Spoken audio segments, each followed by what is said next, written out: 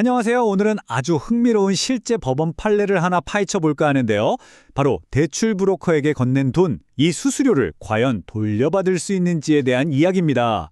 살다 보면 누구나 갑자기 돈이 급하게 필요할 때가 있잖아요. 오늘 이야기가 어쩌면 바로 그런 여러분을 위한 이야기일지도 모릅니다.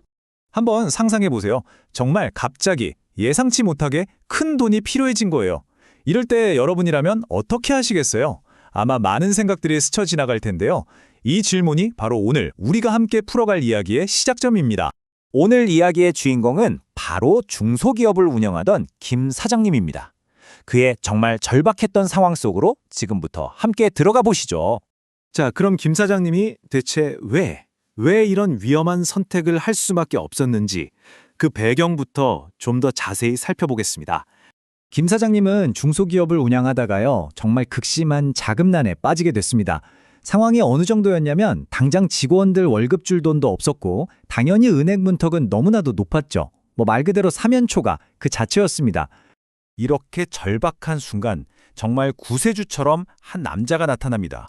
바로 자신을 이 실장이라고 소개한 대출 브로커였죠. 이 만남이 모든 사건의 시작이었습니다. 와, 정말 솔깃한 제안이죠. 신용도 상관없이 3억이라니. 근데 여기서 작업비, 수수료 이런 말들 뭔가 좀 애매하지 않나요? 이게 바로 김 사장님의 약점을 파고드는 브로커의 전형적인 수법이었던 겁니다. 김 사장님은 찬밥 더운 밥 가릴 처지가 아니었죠. 결국 이 위험한 제안을 덥석 받아들입니다. 당장의 급한 불은 껐지만 사실상 법의 테두리를 훌쩍 넘어서는 엄청난 대가를 치르게 된 거죠. 시간이 좀 흐르고 한숨 돌리게 된 김 사장님. 근데 가만히 생각해보니까 자기가 냈던 돈이 아무리 봐도 좀 부당하다는 생각이 드는 거예요. 그래서 마침내 소송을 결심합니다. 자, 이제 무대는 법정으로 옮겨집니다. 법정에서는요, 크게 세 가지 쟁점을 두고 아주 팽팽하게 맞붙었습니다. 첫째, 법정 최고 이자를 넘는 초과이자 문제. 둘째, 정체를 알 수 없는 중개수수료의 성격. 그리고 마지막으로 이 돈을 빌려준 진짜 책임자가 누구냐는 거였죠. 보시다시피 양측 주장이 정말 만만치 않았습니다. 김 사장님이 낸 소송의 정식 명칭이 바로 부당이득 반환 청구인데요. 말이 좀 어렵죠? 쉽게 말하면 이거예요. 아니, 법적인 이유도 없이 부당하게 가져간 내 돈 다시 돌려주세요. 딱 이겁니다. 자, 그렇다면 법원은 과연 누구의 손을 들어주었을까요? 지금부터 판결의 핵심이랑 그 이유를 하나씩 아주 샅샅이 뜯어보겠습니다. 결론부터 말씀드리면 김 사장님의 절반의 승리였습니다. 법원은 법정 이자를 넘어선 부분은 무조건 돌려주라고 했지만 이 실장이 다른 사람이 빌려준 돈까지 책임질 필요는 없다고 봤어요. 그리고 또 하나, 김 사장님이 속아서 수수료를 줬다는 주장도 받아들이지 않았죠.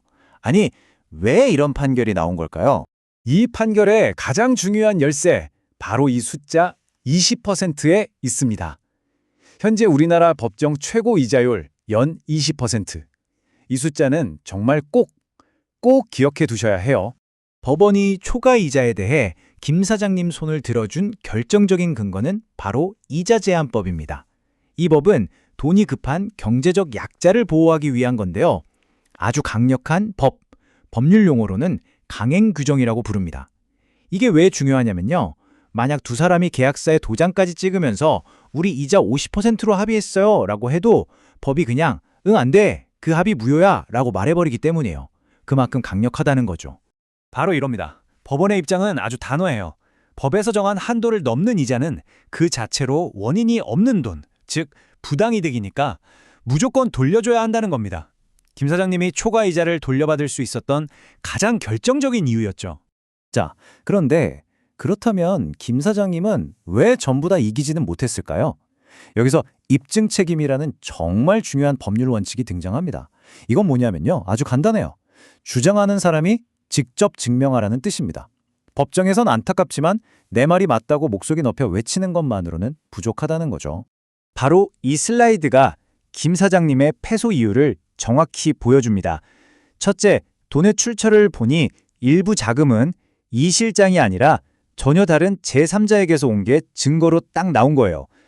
법원은 실제 돈주인에게만 책임을 물을 수 있다고 본 거죠. 둘째, 김 사장님은 속았다, 즉 기망당했다고 주장했지만 이걸 뒷받침할 계약서나 녹취 같은 명확한 증거를 제시하지 못했습니다. 이 실제 사례를 통해 우리가 배워야 할 점은 뭘까요? 이 사건을 반면교사 삼아서 여러분의 소중한 돈을 지키기 위한 3가지 핵심 팁을 정리해 드릴게요. 이건 정말 중요합니다. 복잡하게 생각할 거 없이 딱 이 3가지만 기억하시면 됩니다. 첫째, 수수료는 곧 이자다. 둘째, 모든 거래는 기록으로 남겨라.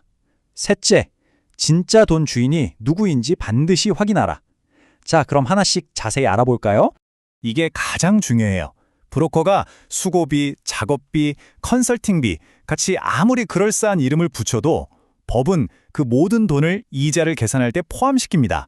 그러니까 이자랑 수수료를 합친 총금액이 연 20%를 넘으면 그건 불법이다 라고 강력하게 주장할 수 있는 근거가 되는 겁니다.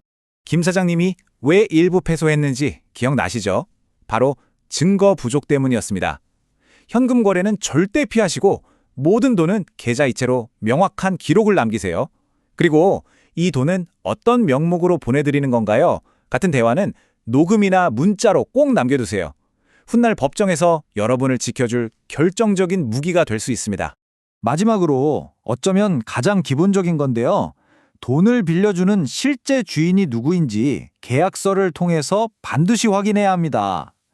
나중에 문제가 생겨서 소송을 할 때 김 사장님 경우처럼 엉뚱한 브로커한테만 책임을 물으면 소송의 첫 단추부터 잘못 끼우는 셈이 되거든요.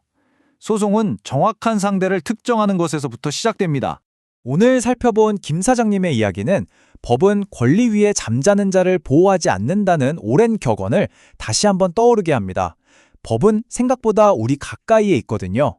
그리고 아는 만큼 우리를 지켜주는 든든한 방패가 될 수 있습니다.